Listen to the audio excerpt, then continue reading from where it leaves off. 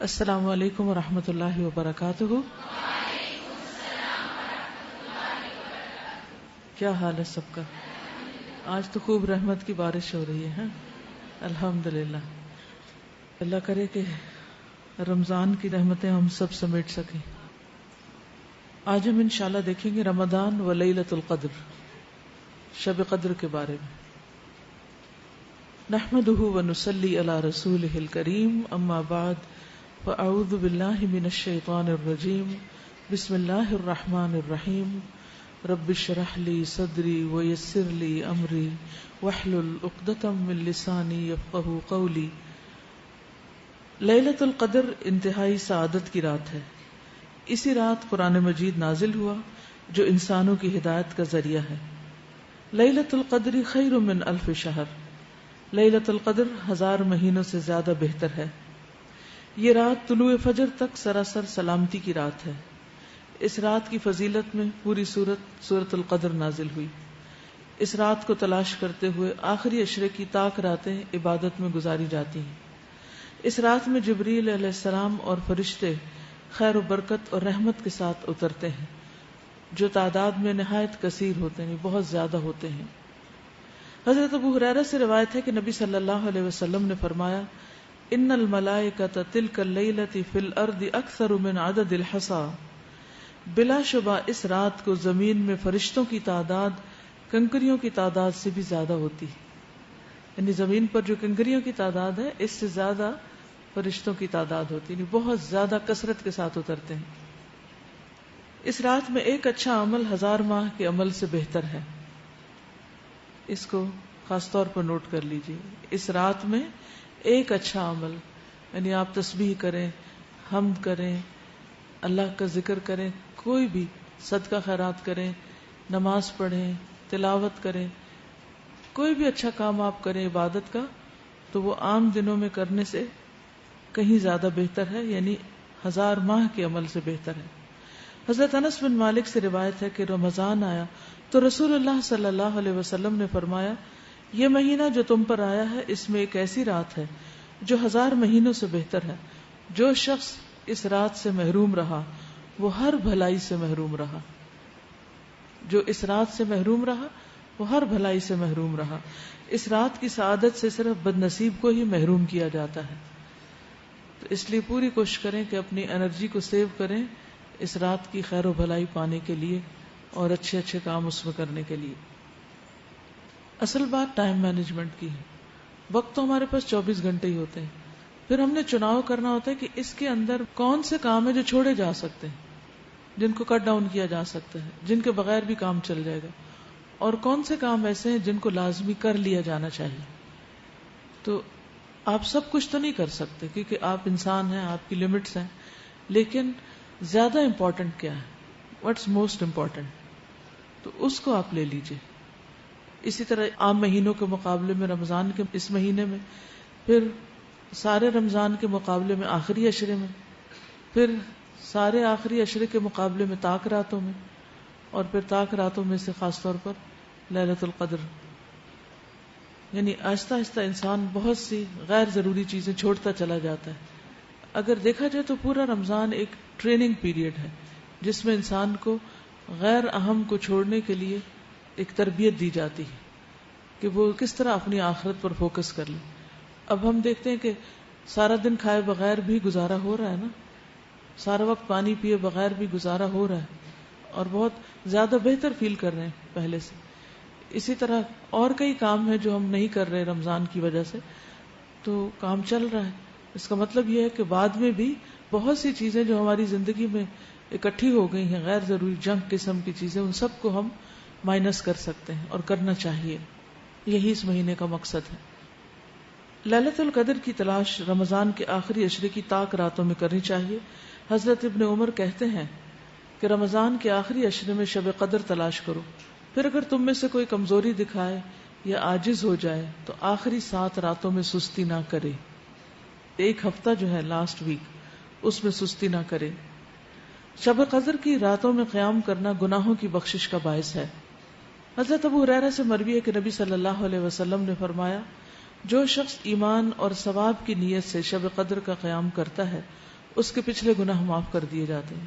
پھر وہی بات کہ والقلب متوجہ الی اللہ، دل سارا اللہ کی طرف متوجہ ہو عبادت کرتے وقت، نہ کہ کسی کا مقابلہ یا کسی کے اوپر اپنی عبادت کی بڑائی جتانا.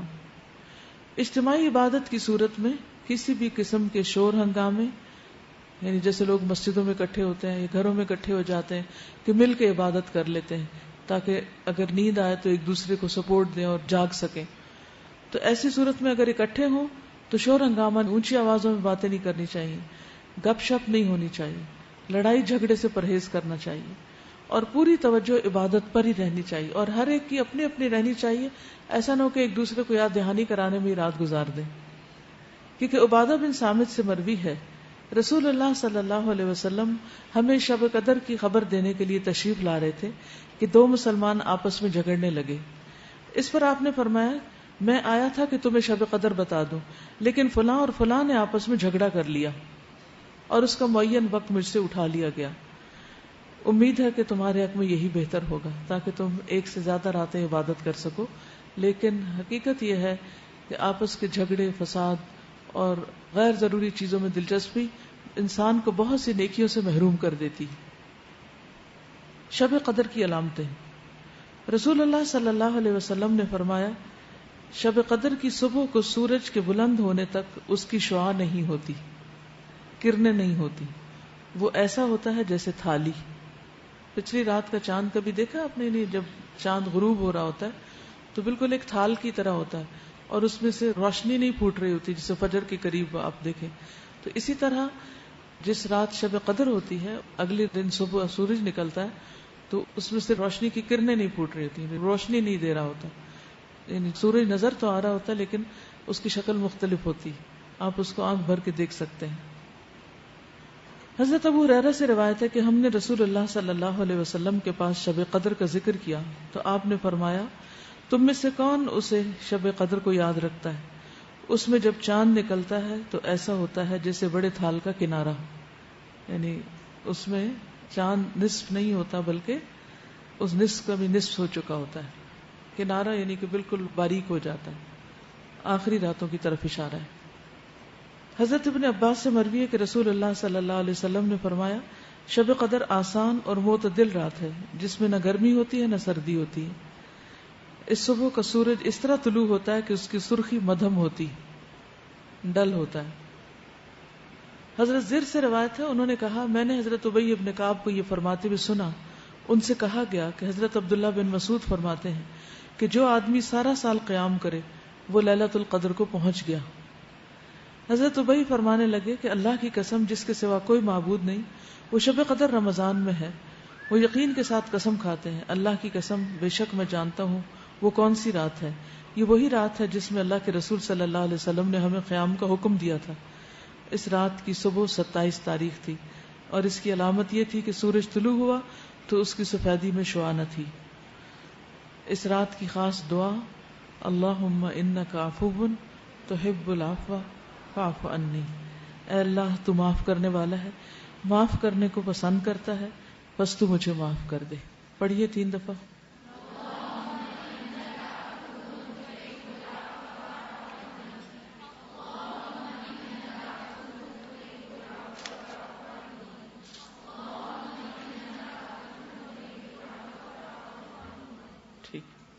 شروع کرتے ہیں.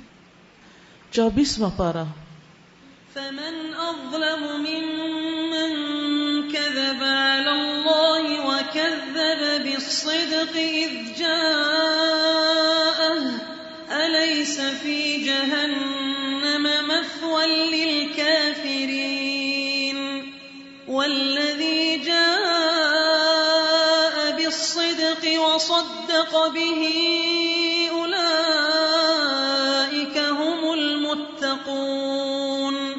لهم ما يشاءون عند ربهم ذلك جزاء المحسنين ليكفر الله عنهم أسوأ الذي عملوا ويجزيهم أجرهم بأحسن الذي كانوا يعملون أليس أليس الله بكاف عبده ويخوفونك بالذين من دونه ومن يضلل الله فما له من هاد ومن يهد الله فما له من مضل أليس الله بعزيز ذي انتقام. شروع کرتی ہوں اللہ کے نام سے جو بے انتہا مہربان نہایت رحم فرمانے والا ہے. فمن اظلم ممن كذب على الله وكذب بالصدق اذ جاءه اليس في جهنم مثوى للكافرين والذي جاء بالصدق وصدق به اولئك هم المتقون. پھر اس شخص سے بڑا ظالم اور کون ہوگا جس نے اللہ پر جھوٹ باندھا اور جب سچائی اس کے سامنے آئی تو اسے جھٹلا دیا. کیا ایسے کافروں کے لیے جہنم میں کوئی ٹھکانہ نہیں؟ اور جو شخص سچائی لے کر آیا اور جنہوں نے اس کو سچ مانا وہی عذاب سے بچنے والے ہیں. اگر غور کیا جائے تو ہم دیکھتے ہیں کہ دنیا میں بہت سے لوگ اللہ رب العزت کے بارے میں غلط فہمیوں کا شکار ہیں، جھوٹے نظریات پر اپنے عقائد کی بنیاد رکھے ہوئے ہیں. ہر وہ نظریہ جس کی بنیاد سچ پر نہ ہو وہ جھوٹ ہے. یعنی اللہ سبحانہ وتعالی پر جھوٹ باندھنا ہے، یعنی اللہ تعالی کے بارے میں کوئی بھی ایسا کانسیپٹ رکھنا، کوئی بھی ایسی بات سوچنا جو حقیقت کے خلاف ہو، جو وہ ہے نہیں کہ ہم اس کے بارے میں وہ سوچیں اور وہ نہ ہو. تو ایسا سوچنا بھی دراصل اللہ پر جھوٹ باندھنا ہے. ہر دور میں ایسے لوگ موجود رہے ہیں جو اللہ تعالیٰ کے بارے میں جھوٹے نظریات رکھتے ہیں، جس میں شرک اور کفر تو ہے ہی، الحاد بھی ہے، اور اس کے علاوہ عقیدے کی جتنی بھی خرابیاں ہیں وہ سب اسی میں آتی ہیں. اس لیے انسان کی سب سے پہلی کوشش یہ ہونی چاہیے کہ میں اپنے رب کے بارے میں صحیح طور پر جانوں، اس کی معرفت حاصل کروں. جیسے قرآن مجید میں آتا ہے فَعْلَمْ أَنَّهُ لَا إِلَٰهَ إِلَّا هُوَ، بس جان لو کہ اللہ کے سوا کوئی الہ نہیں، یعنی اس کا علم حاصل کرو. یہ ان چیزوں میں سے ہے جس کے بارے میں ہمیں سیکھنا چاہیے، یعنی کسی غلط فہمی اور کسی بھول کا شکار نہیں رہنا چاہیے، کیونکہ اس کے بارے میں پوچھ ہوگی. اگر کسی نے اس دنیا میں آ کر اپنے رب ہی کو نہیں پہچانا تو اس نے کیا جانا؟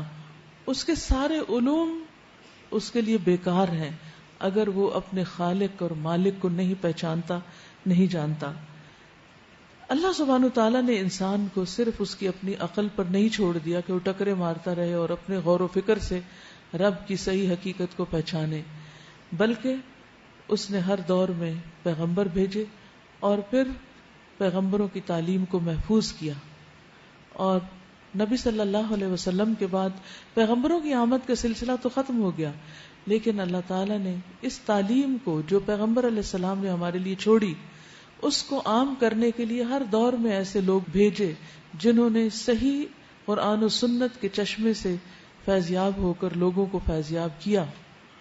اب جو شخص ایسی دعوت لے کر اٹھتا ہے وہ جھوٹ کو جھوٹ ثابت کر دیتا ہے، وہ غلط نظریات کو غلط بتاتا ہے. اس میں پھر ایسے لوگ جن کے ضمیر زندہ ہوتے ہیں وہ حق کو قبول کر لیتے ہیں. وہ جب سامنے دلائل دیکھتے ہیں اللہ سبحانہ وتعالیٰ کے اسماء و صفات وغیرہ کے بارے میں کہ وہ کون ہے اور کون نہیں، تو وہ اس کو قبول کر لیتے ہیں. لیکن کچھ لوگ پھر بھی اپنی ڈٹائی پر جمے رہتے ہیں.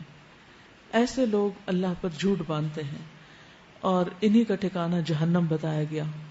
لیکن جو لوگ اپنے پچھلے غلط عقائد سے رجوع کر کے اللہ سبحانہ وتعالیٰ کی طرف راغب ہو جاتے ہیں، داعی حق کے پیغام کو قبول کر لیتے ہیں، جو اللہ سے ڈرنے والے ہوتے ہیں، اللہ تعالیٰ ایسے لوگوں کی برائیوں کو ان کے نامہ اعمال سے دور کر دے گا اور ان کی قدردانی فرمائے گا اور ان کو ہمیشہ کی جنتوں میں بسائے گا.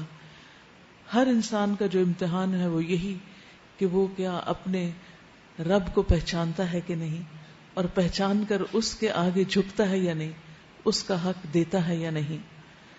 تو اسی لیے فرمایا فمن اظلم ممن کذب علی اللہ وکذب بالصدق، وہ تو سب سے ہی بڑا ظالم ہے جو اللہ پہ جھوٹ باندھے اور سچ کو جھٹلا دے، سچی بات کو قبول ہی نہ کرے جبکہ وہ اس کے سامنے آ چکا ہو دائی حق کی شکل میں۔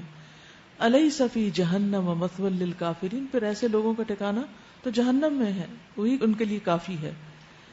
لیکن اس کے برعکس والذی جاء بالصدق، وہ شخص جو سچ لایا، یعنی دائی حق جو سچا پیغام دیتا ہے، حق پر مبنی باتیں لوگوں کو پہنچاتا ہے، وصدق بہ، اور خود بھی اس کی تصدیق کرتا ہے زبان سے بھی اور عمل سے بھی۔ اولئک ھم المتقون، یہ لوگ اللہ سے ڈرنے والے ہیں جو سچ کو مانے۔ لہم ما یشاؤون عند ربہم، پھر ان کو کیا ملے گا؟ وہ چاہیں گے جب وہ اپنے رب کے پاس جائیں گے، کیونکہ انہوں نے اپنے رب کو پہچان لیا اور اس کو مان لیا۔ اولئک ھم المتقون، یہی لوگ تقوی والے ہیں۔ لہم ما یشاؤون عند ربہم ذلک جزاء المحسنین، یہی جزا ہے، بدلہ ہے محسنین کا، نیک کام کرنے والوں کا۔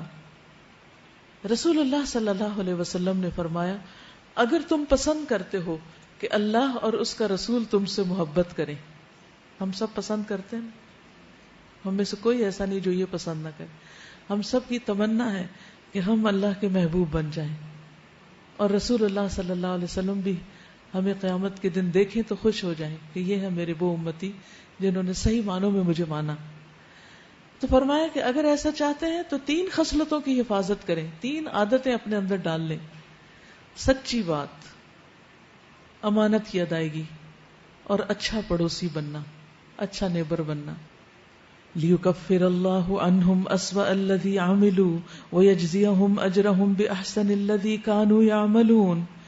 لیکن جو لوگ نیک عمل کریں، پھر اللہ تعالیٰ کیا چاہتا ہے کہ ان کو ان کی جزا دے اور ان سے ان کی برائیاں دور کر دے، یعنی ان کے اعمال میں جو خرابیاں تھیں ان کو صاف کر دے اور انہیں ان کے اجر بہترین طریقے پر دے جو وہ عمل کیا کرتے تھے۔ یعنی مومن کی برائیاں اس سے دور کر دی جائیں گی جب وہ سچائی کا پابند ہو جائے، امانت کو ادا کرنے والا ہو، پیغمبر کی بات کو صحیح طور پر ماننے والا ہو۔ کس طرح اللہ تعالیٰ اس کی برائیاں اس سے دور کرے گا؟ نبی صلی اللہ علیہ وسلم نے فرمایا، قیامت کے دن ایک مومن اپنے رب عز و جل کے قریب کیا جائے گا۔ ذرا سوچئے اس وقت جیسے رونگٹے کھڑے ہو جاتے ہیں کہ ہمیں اللہ سبحانہ و تعالیٰ کے بالکل قریب کر دیا جائے گا، اور گناہوں سے بھرے ہوئے لوگ ہم، کتنا ڈر لگ رہا ہوگا۔ وہ ڈر جو اس وقت لگنا ہے نا، وہ آج لگ جانا چاہیے۔ وہ خوف کی کیفیت آج طاری ہونی چاہیے کہ رب کے قریب کیا جائے گا، یہاں تک کہ اللہ تعالیٰ اپنی ایک جانب اس پر رکھے گا، پھر اس سے اس کے گناہوں کا اقرار کروایا جائے گا۔ پھر اللہ تعالیٰ فرمائے گا، کیا تو پہچانتا ہے یہ تمہارے گناہ، تم جانتے ہو یہ کچھ تم نے کیا؟ وہ عرض کرے گا، اے رب میں پہچانتا ہوں، مان جائے گا کیونکہ سچا تھا، دنیا میں بھی سچ بولنے لگ گیا اور اب بھی سچ بولے گا۔ اللہ تعالیٰ فرمائے گا، پس بے شک میں نے دنیا میں تیرے گناہوں پر پردہ ڈالا اور میں آج کے دن بھی تیرے گناہوں کو معاف کرتا ہوں۔ پھر اسے اس کی نیکیوں کا نامہ اعمال دے دیا جائے گا اور اس کی برائیاں اس سے مٹا دی جائیں گی۔ یہی خوش قسمتی کا موقع ہے کہ اللہ سبحانہ وتعالیٰ بندے کے نامہ اعمال سے اس کی برائیاں دور کر دے، کیونکہ اللہ کے سوا کوئی اور نہیں جو مٹا سکے۔ ہم اسی سے توبہ کرتے ہیں نا، وہ توبہ قبول کر لے گا، معاف کر دے گا۔ اور استغفار کا مطلب ہی کیا؟ ڈھانپ دینا۔ تو یہ ڈھانپنا اس جگہ پر ہوگا کہ جیسے دنیا میں ڈھانپا، آج یہاں بھی تمہیں ڈھانپا جا رہا ہے، اور اس طرح نیکیاں انسان کو پھر دے دی جائیں گی جس کی وجہ سے وہ آگے کامیاب ہو جائے گا۔ پھر فرمایا، الیس اللہ بکاف عبدہ، کیا اللہ اپنے بندے کے لیے کافی نہیں؟ بہت کافی ہے، کیونکہ سارے خزانوں کا مالک وہ ہے۔ لیکن افسوس یہ کہ ہم اللہ سبحانہ وتعالیٰ کی طرف نظر اٹھا کر دیکھنے کی بجائے بندوں کی طرف دیکھتے رہتے ہیں کہ کون ہمارے لیے کچھ کرے گا، جبکہ سب کچھ کرنے والا، سارے خزانوں کا مالک اللہ ہی ہے، اور وہ اپنے بندے کے لیے بھی خوب کافی ہے۔ اسی لیے ہر پیغمبر نے مشکل وقت میں حسبی اللہ و نعم الوکیل پڑھا کہ کافی ہے مجھے اللہ، اور وہ بہترین کارساز ہے۔ وَيُخَوِّفُونَكَ بِالَّذِينَ مِن دُونِهِ وَمَن يُضْلِلِ اللَّهُ فَمَا لَهُ مِنْ هَادٍ، یہ لوگ اس کے سوا دوسروں سے تم کو ڈراتے ہیں، یعنی بندوں سے ڈراتے ہیں، بتوں سے ڈراتے ہیں۔ حالانکہ اللہ جسے گمراہی میں ڈال دے اسے کوئی راستہ دکھانے والا نہیں، اور جسے وہ ہدایت دے اسے بھٹکانے والا بھی کوئی نہیں۔ کیا اللہ زبردست اور انتقام لینے والا نہیں؟ ان لوگوں سے اگر تم پوچھو کہ زمین اور آسمانوں کو کس نے پیدا کیا تو یہ خود کہیں گے کہ اللہ نے۔ ان سے کہو جب حقیقت یہ ہے تو تمہارا کیا خیال ہے کہ اگر اللہ مجھے کوئی نقصان پہنچانا چاہے تو کیا تمہاری یہ دیویاں جنہیں تم اللہ کو چھوڑ کر پکارتے ہو مجھے اس کے پہنچائے ہوئے نقصان سے بچا لیں گی؟ یا اللہ مجھ پر مہربانی کرنا چاہے تو کیا یہ اس کی رحمت کو روک سکیں گی؟ بس ان سے کہہ دو کہ میرے لیے اللہ ہی کافی ہے۔ قل حسبی اللہ، مجھے اپنی پریشانی میں، دکھ اور مصیبت میں کسی دیوتا، دیوی، بزرگ، پیر اور غیر اللہ کے کسی بھی مظہر کے پاس نہیں جانا، میرے لیے میرا رب کافی ہے۔ بھروسہ کرنے والے اسی پر بھروسہ کرتے ہیں۔ ان سے صاف کہیے کہ اے میری قوم کے لوگوں، تم اپنی جگہ کام کیے جاؤ، میں اپنا کام کرتا رہوں گا۔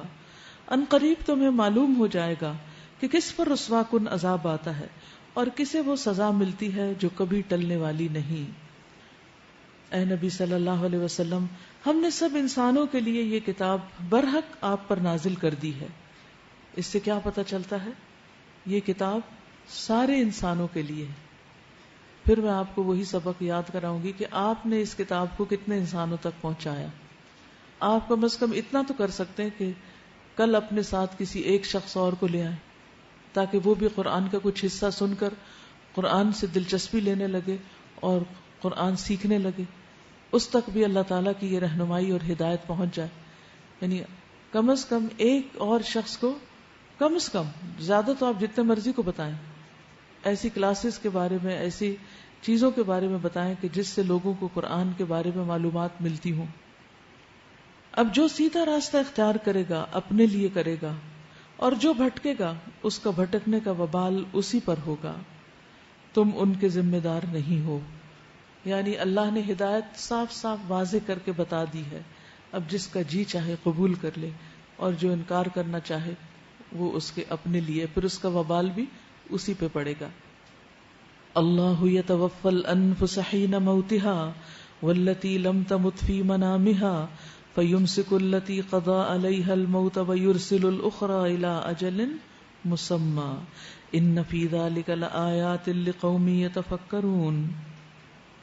وہ اللہ ہی ہے جو موت کے وقت روحیں قبض کرتا ہے، یعنی جب انسان فوت ہوتا ہے تو ہماری روح اللہ تعالیٰ قبض کر لیتا ہے، اور جو ابھی نہیں مرا ہے اس کی روح نیند میں قبض کر لیتا ہے۔ نیند میں بھی ہماری روح ایک جاتی ہے، اسی لیے نیند کو موت کی بہن قرار دیا گیا ہے۔ اسی لیے ہم دیکھتے ہیں کہ نیند کی حالت میں ہم سوچنا، بولنا، دیکھنا، سننا، چھونا، کھانا، پینا، چلنا پھرنا سب کچھ معطل کر دیتے ہیں، چھوڑ دیتے ہیں۔ اردو میں بھی کہتے ہیں نا، سویا مویا ایک برابر، یعنی سونے والا ایسا ہی ہے جیسے کوئی مردہ ہو۔ تو یہ اللہ سبحانہ تعالیٰ کی طاقت اور قدرت کی طرف اشارہ ہے کہ کس طرح وہ ہر روز ہمیں سلاتا ہے، یعنی موت دیتا ہے، اور ہر روز ہمیں جگاتا ہے۔ اسی لیے نبی صلی اللہ علیہ وسلم سوتے وقت موت کو یاد کیا کرتے تھے۔ آپ صلی اللہ علیہ وسلم نے فرمایا، جب تم میں سے کوئی شخص بستر پر لیٹے تو پہلے اپنا بستر اپنے ازار کے کنارے سے جھاڑ لے، کیونکہ وہ نہیں جانتا کہ اس کی بے خبری میں کیا چیز اس پر آ گئی ہے۔ پھر یہ دعا پڑھے، بسمک ربی وضعت جنبی وبک ارفعہ ان امسکت نفسی فرحمها وان ارسلتها فاحفظها بما تحفظ به عبادک الصالحین۔ اے میرے پالنے والے، تیرے نام سے میں نے اپنا پہلو رکھا ہے اور تیرے ہی نام سے اٹھاؤں گا۔ اگر تو نے میری جان کو روک لیا تو اس پر رحم کر دینا، اگر تو نے میری روح کو واپس نہیں بھیجا، سوتے میں جو روح لی ہے رکھ لی اپنے پاس، روک لی، تو پھر اس پہ رحم کر دینا۔ کتنی خوبصورت دعا ہے۔ اور اگر چھوڑ دیا، یعنی زندگی باقی رکھی ہے، تو اس کی اسی طرح حفاظت کرنا جس طرح تو صالح بندوں کی حفاظت کرتا ہے، تو ہماری بھی حفاظت کرنا، یعنی ہمارے دین کی، ایمان کی، ہماری جان کی، جسم کی، ہمارے متعلق ہر چیز کی۔ رسول اللہ صلی اللہ علیہ وسلم جب نیند سے اٹھتے تو کیا فرماتے؟ الحمدللہ الذی احیانا بعدما اماتنا والیہ النشور. اللہ کا شکر ہے جس نے ہمیں مرنے کے بعد زندہ کیا ہے. یعنی صاف صاف نیند کو موت کہا گیا ہے اور اسی کی طرف دوبارہ جانا ہے. تو آپ دیکھیے کہ ہم ہر روز موت کا مشاہدہ کرتے ہیں اور ایک دن تو سونے کے بعد پھر اسی وقت اٹھیں گے جب اللہ اٹھائے گا. اسی طرح آپ صلی اللہ علیہ وسلم نے فرمایا جب کوئی جاگے تو اسے چاہیے کہ یہ کلمات کہے الحمدللہ الذی عافانی فی جسدی ورد علی روحی واذن لی بذکری. تمام تعریفیں اللہ کے لیے جس نے میرے بدن کو عافیت عطا کی، یعنی میری روح میری طرف لوٹا دی اور مجھے اپنے ذکر کی توفیق دی. اگر ہم اٹھ ہی نہ سکیں یا اٹھ کے ذکر ہی نہ کر سکیں تو کیا کر سکتے ہیں، یا کوئی ہمارے لیے کیا کر سکتا ہے؟ تو یہ ساری اللہ تعالیٰ ہی کی دی ہوئی توفیق ہے. تو ہمیں اپنی نیند کو بھی عبادت کا ذریعہ بنا لینا چاہیے. یعنی سوتے وقت بھی ایسی دعائیں پڑھنی چاہیے کہ جس سے ہم ساری رات عبادت میں ہیں. اور وضو کی سنت تو جاری ہوگی نا انشاءاللہ. کچھ ہی دنوں میں آپ دیکھیں گے کہ کیفیت ہی بدل جائے گی سونے کی اور سو کر جاگنے کی، اور اوور آل بھی آپ کی طبیعت یا مزاج کے اندر ایک سکون پیدا ہونا شروع ہو جائے گا. کئی پریشانیوں کا علاج ہونے لگتا ہے اس سے. تو اللہ تعالیٰ فرماتے ہیں ان فی ذلک لآیات لقوم یتفکرون. غور و فکر کرنے والوں کے لیے اس میں بڑی نشانیاں ہیں. اب دیکھتے ہیں کہ آپ غور و فکر کرتے ہیں کہ نہیں. یہ اللہ کی بہت بڑی نشانی ہے، نیند، سونا اور پھر جاگنا، دو بالکل مختلف اپوزٹ چیزیں. اور پھر روز ایسا ہی ہوتا ہے، روز ایسے ہی ہو رہا ہے، روز ایسے ہی ہو رہا ہے. اور ہم نیند کو روک بھی نہیں سکتے، اپنے آپ کو اس کیفیت سے بچا بھی نہیں سکتے. تو جس طرح نیند میں بے حال ہوتے ہیں نا، ایسے موت کے وقت بھی بالکل بے اختیار ہو جائیں گے، اپنی موت کو بھی روک نہیں سکیں گے. نیند بھی بے اختیاری کی کیفیت اور موت بھی اس سے ملتی جلتی چیز ہے. ام اتخذوا من دون اللہ شفعاء. کیا اس اللہ کو چھوڑ کر ان لوگوں نے دوسروں کو شفیع یعنی سفارشی بنا رکھا؟ ان سے کہو کیا وہ شفاعت کریں گے خواہ ان کے اختیار میں کچھ بھی نہ ہو اور وہ سمجھتے بھی نہ ہو. کہو شفاعت ساری کی ساری اللہ کے اختیار میں ہے. آسمانوں اور زمین کی بادشاہی کا وہی مالک ہے، پھر اسی کی طرف تم پلٹائے جانے والے ہو. جب اکیلے اللہ کا ذکر کیا جاتا ہے تو آخرت پر ایمان نہ رکھنے والوں کے دل کڑنے لگتے ہیں، اور جب اس کے سوا دوسروں کا تذکرہ ہوتا ہے تو یکایک وہ خوشی سے کھل اٹھتے ہیں. کہو اللہم فاطر السماوات والارض عالم الغیب والشہادہ انت تحکم بین عبادک فیما کانوا فیہ یختلفون. اے اللہ، آسمانوں اور زمین کے پیدا کرنے والے، حاضر و غائب کے جاننے والے، تو ہی اپنے بندوں کے درمیان اس چیز کا فیصلہ کرے گا جس میں وہ اختلاف کرتے رہے ہیں. اگر ان ظالموں کے پاس زمین کی ساری دولت بھی ہو اور اتنی ہی اور بھی، تو یہ روز قیامت کے برے عذاب سے بچنے کے لیے سب کچھ فدیے میں دینے کے لیے تیار ہو جائیں گے. وہاں اللہ کی طرف سے ان کے سامنے وہ کچھ آئے گا جس کا انہوں نے کبھی اندازہ ہی نہیں کیا ہے. وہاں اپنی کمائی کے سارے برے نتائج ان پر کھل جائیں گے اور وہی چیز ان پر مسلط ہو جائے گی جس کا یہ مذاق اڑاتے رہے ہیں. یعنی آج دنیا میں انسان کو جو آزادی ملی ہوئی ہے، سو کر اٹھنے کے بعد وہ سمجھتا ہے کہ میں جو چاہوں کروں، تو اس آزادی سے بعض اوقات وہ غلط فائدہ اٹھاتا ہے. لیکن قیامت کے دن پھر یہ آزادی چھن جائے گی. یعنی آخری نیند جو سونا ہے موت کی، اس کے بعد پھر آزادی ختم ہے. پھر انسان اپنے اعمال کا نتیجہ دیکھنے والا ہے. فَإِذَا مَسَّ الْإِنسَانَ ضُرٌّ دَعَانَا.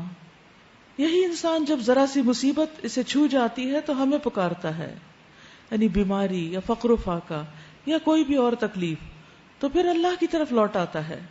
اور جب ہم اسے اپنی طرف سے نعمت دے کر اپھار دیتے ہیں تو کہتا ہے یہ تو مجھے علم کی بنا پر دیا گیا، یہ تو میں نے فلاں سائٹ پر، فلاں جگہ پر، فلاں شخص کا آرٹیکل پڑھا تھا اور اس سے مجھے یہ ساری ٹپس ملی تھی، اور پھر میں نے اس کے مطابق عمل کیا تو مجھے صحت ہو گئی، اور یہ تو جاب مجھے فلاں نے بتائی تھی، اور پھر میں نے اس کے لیے یہ ڈگری کی تھی اور اس کی وجہ سے مجھے اتنے پیسے مل رہے ہیں.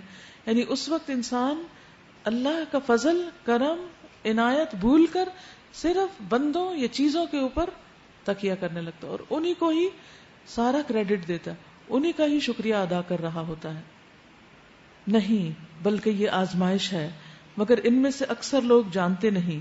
یہی بات ان سے پہلے گزرے ہوئے لوگ بھی کہہ چکے ہیں، مگر جو کچھ وہ کماتے تھے وہ ان کے کسی کام نہ آیا. یعنی جب ان کی شامت آئی تو پھر جو ان کا کمایا دھرا تھا، جو انہوں نے دنیا میں محنتیں کی تھی، وہ ان کو کچھ بھی فائدہ نہ دی. یعنی اگر انسان یہ سمجھتا ہے کہ لوگ ہی انسان کو فائدہ پہنچاتے ہیں تو پھر کیا ہونا چاہیے؟ پھر جب موت آئے یا مصیبت آئے تو پھر لوگوں کو آ جانا چاہیے چھڑانے کے لیے، لیکن اس وقت تو کوئی بھی نہیں آتا، پھر تو صرف اللہ ہی کی ذات ہوتی ہے. اور یہ ہمیں عاجز کر دینے والے نہیں. اور کیا انہیں معلوم نہیں کہ اللہ جس کا چاہتا ہے رزق کشادہ کر دیتا ہے اور جس کا چاہتا ہے تنگ کر دیتا ہے. اس میں نشانیاں ہیں ان لوگوں کے لیے جو ایمان لاتے ہیں